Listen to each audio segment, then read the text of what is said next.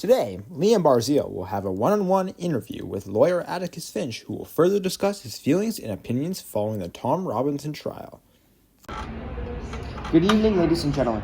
I am filled with great honor to introduce our guest here tonight, who's joining us to speak about the Tom Robinson trial on raising children in a racist society. He hails from Finch's Ladder, and he left to go to law school and came back to practice law. He has been practicing for over 2 decades.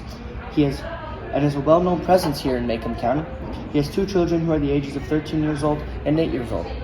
Please welcome Atticus Finch. How's it going?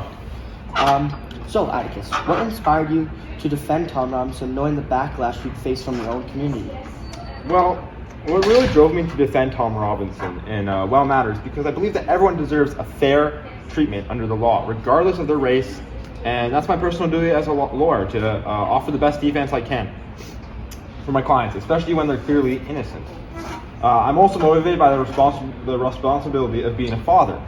I want to set a good example of my children and the importance of standing up right and how to properly act in society. I understand why my community might dislike my choice, but the defense I provided to Tom, I think, was the right thing to do. Atticus, do you ever feel discouraged by the injustices of racism and that you witness on a daily basis? Yes, I do. I feel discouraged a lot of times from the clear bias of the judge. I expected it to happen with the Tom Robinson case, but it still really hurt me inside. A lot of my discouragement also occurs in many other aspects of the legal system with the fact that I can't change the outcome and racial inequalities embedded within the legal system. Despite all this, I use the discouragement into teachings for my children and hoping to change the future generations.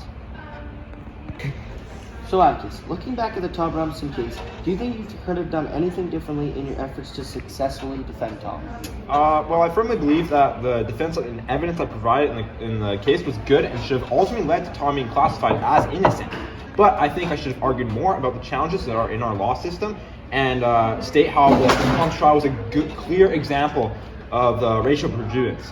But I'm not even sure if that would work, or it could even make it worse due to the horrendous law system. Ultimately, if Tom was a white man, I'm confident we would win the case and he would be deemed innocent. Well, thank you, Mr. Finch, for taking the time to speak with me today.